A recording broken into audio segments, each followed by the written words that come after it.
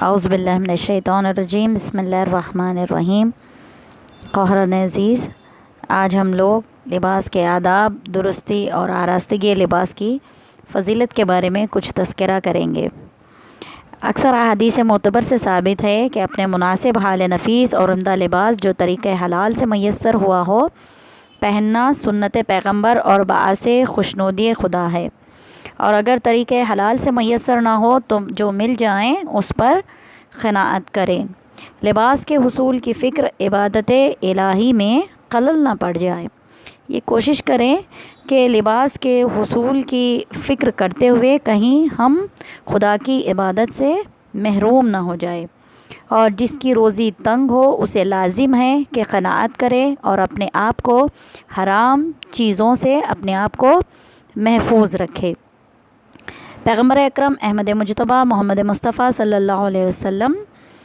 نے فرمایا، کسی بندے کو نعمت خدا عطا فرمائے تو وہ اس بات کو خدا دوست رکھتا ہے کہ اس نعمت کا اثر اس بندے پر ظاہر ہو اور وہ دیکھے۔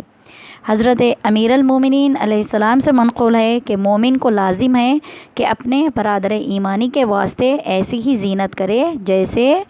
اس بندے کے لیے انسان زینت کرتا ہے جو اسے پسند ہے۔ ایک شخص کو عمدہ ترین لباس میں دیکھنا اچھے لباس میں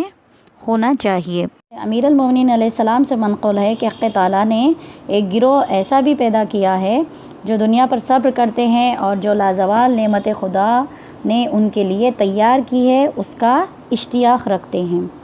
انہوں نے اپنی جان خدا کی رضا کے لیے دے ڈالی ہے، انجام ان کا شہادت ہے۔ پس جب عالم آخرت میں پہنچیں گے تو حق تعالیٰ ان سے خوش ہوگا، اور جب تک اس عالم میں ہیں جانتے ہیں کہ ایک دن موت سب کو آنے والی ہے، اس لیے صرف آخرت کا توشہ جمع کرتے رہتے ہیں، سونا چاندی جمع نہیں کرتے، موٹا جھوٹا کپڑا پہنتے ہیں، تھوڑا کھانے پر قناعت کرتے ہیں، اور جو کچھ بچتا ہے وہ خدا کی راہ میں دے ڈالتے ہیں کہ ان کی آخرت کا توشہ ہو۔ وہ نیک لوگوں کے ساتھ خدا کے لیے دوستی رکھتے ہیں اور بدوں کے ساتھ خدا کے لیے دشمنی۔ وہ راہ ہدایت کے چراغ ہے اور آخرت کی نعمتوں سے مالا مال ہے۔ تو میں اور آپ لباس کے بارے میں تذکرہ کر رہے تھے، اور یاد رکھیں کہ جو آل محمد کے چاہنے والے ہیں ان کی طرز زندگی بھی آل محمد کی طرح ہونی چاہیے۔ صرف اپنے زبان کے دعوے دار نہ ہوں بلکہ اپنے عمل سے بھی مجھے اور آپ کو بتانا ہے کہ ہم آل محمد کے چاہنے والے ہیں۔ تو میں اور آپ جس آل محمد کو چاہتے ہیں، ذرا ان کی سیرت پر میں اور آپ اگر نظر ڈالیں تو مجھے اور آپ کو پتہ چلے گا کہ آل محمد کس طرح کا لباس پہنتے تھے۔ چھٹے امام جعفر صادق علیہ السلام کا زمانہ، ایک مرتبہ مولا مسجد میں بیٹھے ہوئے تھے، اتنے میں ایک شخص جس کا نام سفیانی سوری ہے، اس نے امام کو مسجد میں دیکھا اور ایک مرتبہ یہ سوچنے لگا کہ چونکہ فرزند رسول نے آج قیمتی لباس پہن رکھا ہے اور میں آج لوگوں کے درمیان فرزند رسول کے قریب جاؤں گا اور انہیں سرزنش کروں گا۔ یہ سوچ کر یہ مسجد میں داخل ہوا، اور داخل ہو کر اس نے فرزند زہرا کے سامنے کھڑے ہو کر یہ فرمایا کہ آپ نے جو لباس پہن رکھا ہے یہ آپ کے آباء اور اجداد کا لباس نہیں ہے، اس لیے کہ ہم نے کبھی پیغمبر کو اس طرح کے کپڑے پہنتے ہوئے نہیں دیکھا۔ حضرت نے ارشاد فرمایا کہ جناب رسول خدا کے زمانے میں لوگ تنگ دست تھے، یہ زمانہ دولت مندی کا ہے، اور نیک لوگ خدا کی نعمتوں کے صرف کرنے کے زیادہ مستحق ہے۔ اس کے بعد آپ نے فرمایا کہ اگر تو سوچتا ہے کہ میں نے یہ لباس جو پہن رکھا ہے وہ مال دولت کے لحاظ سے، دنیاوی دولت کے لحاظ سے پہن رکھا ہے، تو یہ کہہ کر امام نے اپنے کپڑے کا دامن اٹھایا اور نیچے جو لباس امام نے پہن رکھا تھا اس کپڑے کو امام نے دکھایا اور دکھا کر فرمایا کہ یہ موٹے کپڑے میرے نفس کے لیے ہے اور یہ نفیس لباس عزت ظاہری کے لیے ہے۔ اس کے بعد حضرت نے ہاتھ بڑھا کر سفیانی سوری کی طرف اشارہ کیا اور اشارہ کر کے فرمایا کہ تو دنیا کے لوگوں کو فریب دے رہا ہے۔ یہ کہتے ہوئے امام فرماتے ہیں، فرزند زہرا نے فرمایا کہ اے سفیانی سوری، یاد رکھ یہ جو لباس تو نے ظاہری یعنی تو نے ظاہر میں جو لباس پہن رکھا ہے وہ ایک موٹا لباس ہے، لیکن اندر جو تو نے لباس پہن رکھا ہے وہ لباس بہت قیمتی ہے۔ تو لوگوں کو فریب دینا چاہتا ہے، اور یاد رکھ کہ خدا کبھی ایسے لوگوں کو دوست نہیں رکھتا۔ ان رنگوں کا بیان جن کا کپڑوں میں پہننا باعث ثواب ہے اور وہ کپڑے جو مکروہ ہیں۔ آئیے اس کے بارے میں ہم گفتگو کرتے ہیں۔ کپڑے کا سب سے بہترین رنگ سفید ہے، پھر زرد، پھر سبز، پھر ہلکا سرخ اور نیلا ہے۔ گہرا سرخ پہننا مکروہ ہے، خاص کر نماز میں، اور سیاہ رنگ کا کپڑا پہننا ہر حالت میں سخت مکروہ ہے سوائے عمامہ اور موزہ اور عبا کے، مگر عمامہ بھی اگر سیاہ نہ ہو تو بہتر ہے۔ تو ان چیزوں سے مجھے اور آپ کو پتہ چلتا ہے کہ پیغمبر اکرم احمد مجتبیٰ، اگر میں اور آپ سیرت پیغمبر میں اگر دیکھیں تو احمد مجتبیٰ صلی اللہ علیہ وسلم بھی سفید کپڑا پہنتے تھے، اور کہا بھی گیا ہے کہ سفید کپڑا پہنو کہ یہ رنگ سب سے عمدہ اور پاکیزہ ہے، اور اپنے مردوں کو بھی اسی رنگ کا کفن دو، اس لیے کہ سفید رنگ کا کپڑا اگر کوئی بندہ مومن زیب تن کرے اور اگر نماز پڑھے تو اس سفید کپڑے میں نماز پڑھنا باعث ثواب ہے۔ حضرت امام جعفر صادق علیہ السلام سے روایت کی گئی ہے کہ جناب امیر المومنین علیہ السلام اکثر اوقات سفید کپڑا پہنا کرتے تھے۔ تو مجھے اور آپ کو لازم ہے، ویسے ہمارے پاس وہ جو سفید لباس ہے اس کو زیادہ اہمیت دی نہیں جاتی، یہ سوچتے ہوئے کہ یہ تو مردوں کا لباس ہے یا کفن کے طور پر ہم استعمال کرتے ہیں، لیکن احادیث میں اگر دیکھا جائے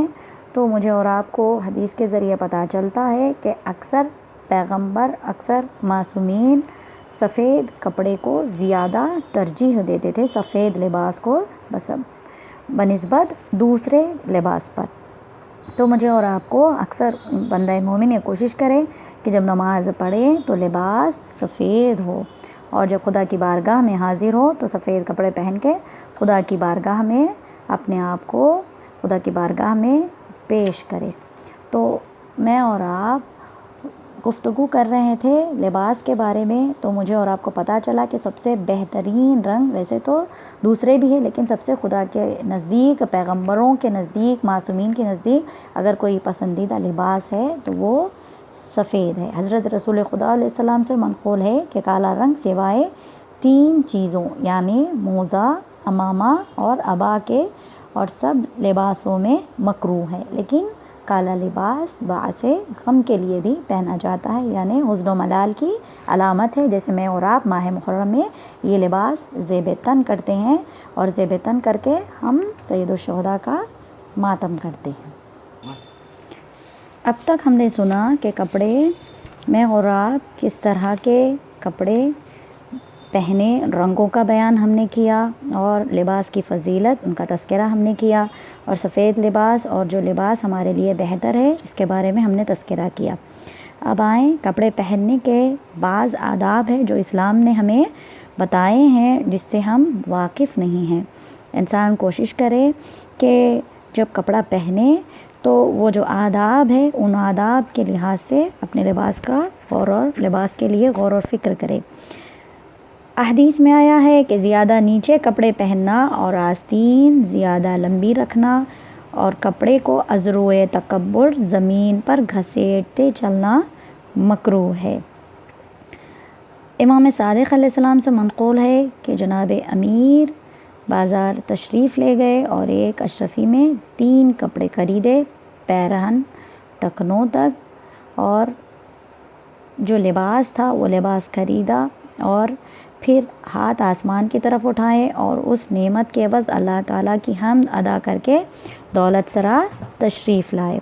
تو یہ جو لباس، یہاں رک کر میں ایک جملہ میں آپ کو بتاتی چلوں کہ جناب امیر المومنین علی ابن ابی طالب نے مجھے اور آپ کو ایک بات سمجھائی ہے کہ جب لباس پہنے تو جو نعمت خدا نے آپ کو دی ہے اس نعمت کا خدا کی بارگاہ میں شکر ادا کرے، اس لیے کہ جب آپ شکر کریں گے تو خدا کہہ رہا ہے کہ مجھے شکر کرنے والے بندے بہت پسند ہے، اور جب کوئی بندہ شکر کرتا ہے تو عوض میں پروردگار عالم اسے اور بھی زیادہ نعمتوں سے نوازتا ہے۔ اور جیسے میں نے ابتدا میں کہا کہ کپڑے جب پہنے تو کپڑوں کا خیال رکھے اور از روئے تکبر زمین پر گھسیٹتے ہوئے نہ چلے۔ کیوں کہا گیا؟ حضرت امام صادق علیہ السلام نے فرمایا ہے کپڑے کا وہ حصہ جو ایڑی سے گزر کر نیچے پہنچے آتش جہنم میں ہیں۔ امام موسیٰ کاظم علیہ السلام سے منقول ہے کہ حق تعالیٰ نے جو اپنے پیغمبر سے یہ فرمایا وَثِيَابَكَ فَطَهِّرْ، جس کا لفظی ترجمہ یہ ہے کہ اپنے کپڑوں کو پاک کرو۔ آیا میں اور آپ دیکھیں کیا پیغمبر کے کپڑے پاک نہیں تھے تو پھر خدا نے یہ جملہ کیوں کہا؟ فرمایا ان حضرت صلی اللہ علیہ وسلم نے کہ کپڑے تو پاک و پاکیزہ ہی رہتے تھے، لہٰذا مراد اللہ تعالیٰ کی اس سے یہ ہے کہ اپنے کپڑے اونچے رکھو کہ وہ نجاست میں آلودہ نہ ہونے پائیں۔ حضرت امام محمد باقر علیہ السلام سے منقول ہے کہ جناب رسول خدا صلی اللہ علیہ وسلم نے ایک شخص کو وصیت فرمائی کہ خبردار اپنا پیرہن اور پاجامہ بہت نیچے نہ کیجیو کہ یہ علامت تکبر ہے اور خدا تعالیٰ تکبر کو دوست نہیں رکھتا۔ میں اور آپ اکثر دیکھتے ہیں کہ جب ہم لباس پہنتے ہیں ہمارا پاجامہ کبھی پیروں کے تلے یعنی زمین کے تلے گھسیٹتے ہوئے میں اور آپ خیال نہیں رکھتے اپنے لباس کا، اور میں اور آپ جب پہنتے ہیں تو یہ لباس ہمارا زمین کو گھسیٹنے لگتا ہے۔ تو لباس کا خیال کرے۔ کیوں کہا گیا کہ اس طرح کا لباس نہ پہنو؟ اس طرح سے جب تمہارے پاجامہ اگر تمہارے پیر کے نیچے آ جائے تو یہ باعث تکبر ہے، اور خود معصومین نے فرمایا کہ یہ گویا آتش جہنم میں کہیں ایسا نہ ہو کہ تکبر کی وجہ سے میں اور آپ آتش جہنم میں ڈال دیے جائیں۔ جناب رسول خدا حضرت ابو ذر غفاری سے فرماتے ہیں کہ جو شخص اپنے کپڑے از روئے تکبر زمین پر گھسیٹتا چلتا ہے حق تعالیٰ اس کی طرف رحمت کی نظر سے نہ دیکھے گا۔ تو مجھے اور آپ کو پتہ ہونا چاہیے کہ جس وقت ہمارا پاجامہ زمین پر گھسیٹنے لگے تو میں اور آپ خدا کی رحمت سے دور ہو جاتے ہیں اور آتش جہنم کے قریب ہو جاتے ہیں۔ تو اب تک ہم نے گفتگو کی کہ کپڑے پہننے کی فضیلت کیا ہے، ان رنگوں کے بارے میں کہ کون سے رنگ کے کپڑے پہننا مومن کے لیے بہتر ہے، اور کپڑے پہننے کے بعض آداب جو معصومین سے روایت کیے گئے ہیں، جو معصومین نے کپڑے پہننے کا طریقہ مجھے اور آپ کو بتایا ہے، ان کے بارے میں نے اور آپ نے گفتگو کی۔ اب اس لباس کے بارے میں گفتگو کریں گے جو عورتوں کے لیے مخصوص ہے، جن کا پہننا عورتوں کے لیے لازم ہے اور جو مردوں کے لیے حرام ہیں۔ مردوں کے لیے عورتوں کا مخصوص لباس جیسے مکنا، نقاب، برقع وغیرہ پہننا۔ مکنا یعنی باریک چادر کو کہتے ہیں جس سے سر اور چہرہ چھپایا جاتا ہے، پہننا حرام ہے۔ اسی طرح عورتوں کے لیے مردوں کا مخصوص لباس پہننا حرام ہے جیسے ٹوپی، عمامہ، قبا وغیرہ، اور کافروں کا مخصوص لباس جیسے انگریزی ٹوپیاں وغیرہ مرد اور عورت کسی کے لیے بھی جائز نہیں ہے۔ حضرت امام محمد باقر علیہ السلام سے منقول ہے کہ عورت کے لیے مرد کی شبیہ بننا جائز نہیں ہے، کیونکہ جناب رسول خدا صلی اللہ علیہ وسلم نے ان مردوں پر جو عورتوں کی شبیہ بنے اور ان عورتوں پر جو مردوں کی شبیہ بنے لعنت کی ہے۔ میں اور آپ معصومین کے ماننے والے، معصومین کے چاہنے والے، میں اور آپ ان سے محبت رکھنے والے، تو میری اور آپ کی طرز زندگی کس طریقے سے ہونی چاہیے؟ آج کے زمانے میں اور آپ دیکھتے ہیں کہ اکثر عورتیں مردوں کی شبیہ بنتی ہوئی نظر آ رہی ہے، اور معصومین کے لحاظ سے اگر دیکھا جائے تو ایسی عورتیں جو مردوں کی شبیہ بنے ان پر معصومین نے کہا ہے کہ خدا ان پر لعنت بھیجتا ہے، ان پر لعنت بھیجی گئی ہے، ایسا بننا جائز نہیں ہے۔ حضرت امام جعفر صادق علیہ السلام سے روایت ہے کہ خدا عز و جل نے اپنے پیغمبروں میں سے ایک پیغمبر کو وحی بھیجی کہ مومنوں سے کہہ دو کہ وہ میرے دشمنوں کے سے کھانے نہ کھائیں اور میرے دشمنوں کے سے کپڑے نہ پہنیں اور میرے دشمنوں کی رسم و رواج کو نہ برتے، ورنہ یہ بھی میرے دشمنوں کے مانند ہو جائیں گے۔ چھٹے امام، چھٹے سرکار، چھٹے مولا، چھٹے معصوم سے مجھے اور آپ کو پتہ چلتا ہے کہ جیسے انہوں نے فرمایا کہ میرے دشمنوں کے سے کھانے نہ کھائے۔ اب مجھے اور آپ کو دیکھنا ہے کہ معصومین کس سے بیزار تھے، کس سے معصومین نے اپنے آپ کو کس سے دوری اختیار کی۔ وہ لوگ جن سے معصومین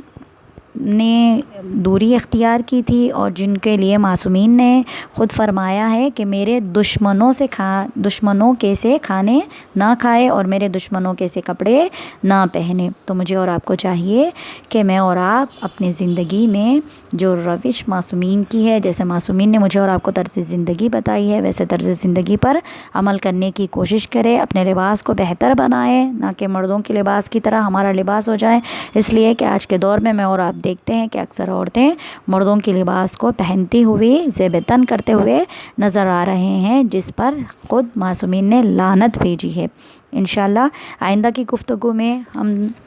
بات کریں گے کہ وہ لباس